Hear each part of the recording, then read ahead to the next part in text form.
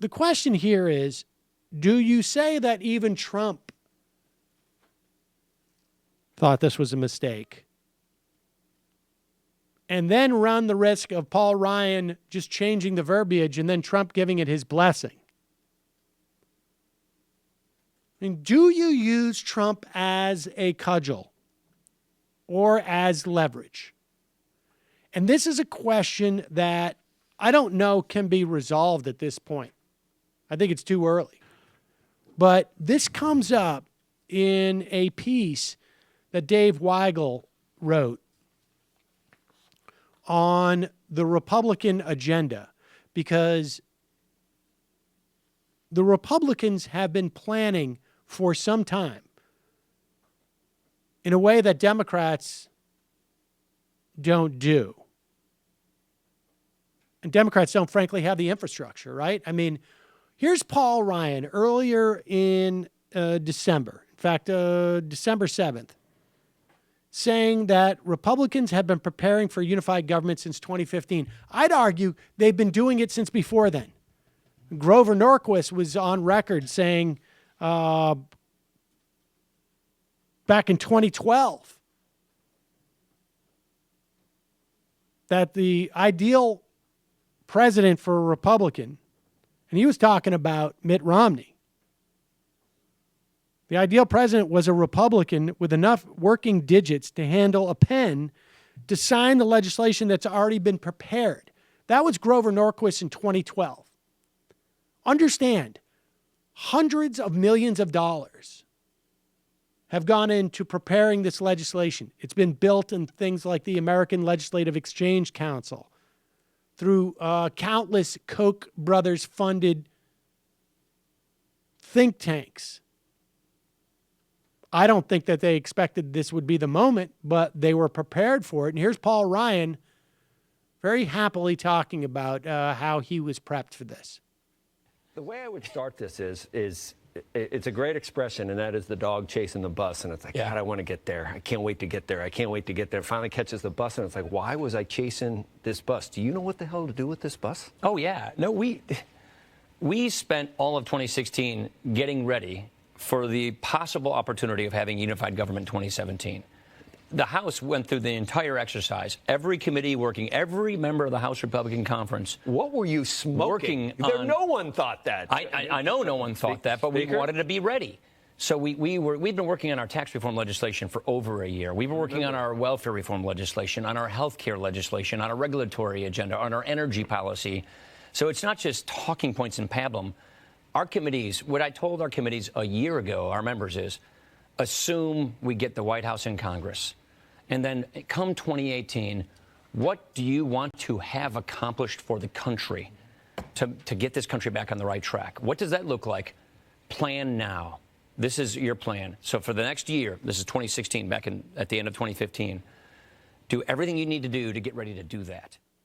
Now, I think there's a certain amount of pablum involved in just what he's saying. But what they probably also thought, and this is where things are going to get ugly for them, they were preparing this legislation to pass this legislation and have it vetoed by Hillary Clinton in the same way they did this 50 some odd times with the Affordable Care Act.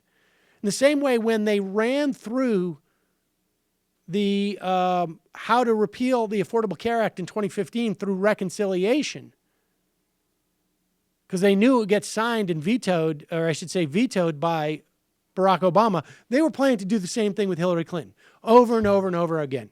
She's going to make her veto tax reform, make her veto repeal Obamacare, make her veto all these different things. So they have all these bills ready, and they're horrible bills. Like, they're going to run into this problem with Obamacare. We've talked about this. We'll talk about it more. But now they actually have caught that car. And the dog is going to smack their head right into it, and it's going to knock them unconscious. In the meantime, what it's also going to do, it's also going to destroy the car. I mean, they're going to do so much damage to our government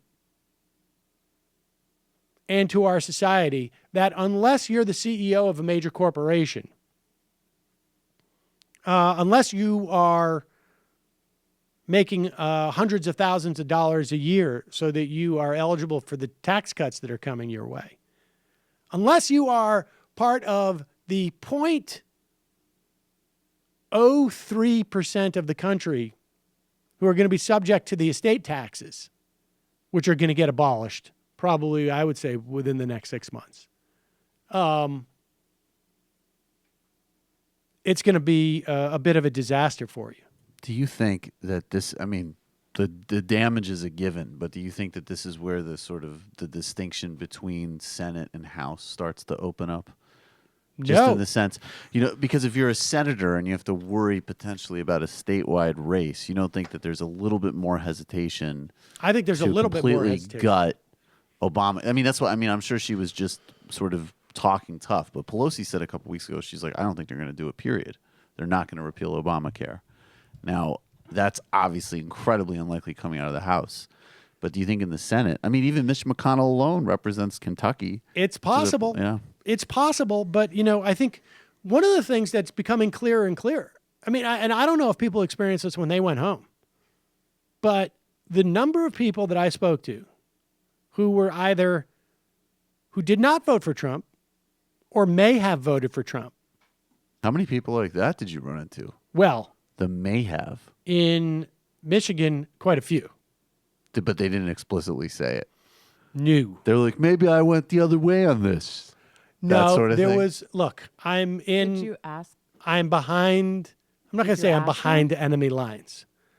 I'm But you're behind enemy in-law lines. lines. Which is behind enemy lines. So I'm not going to, I wait for people to come to me, right?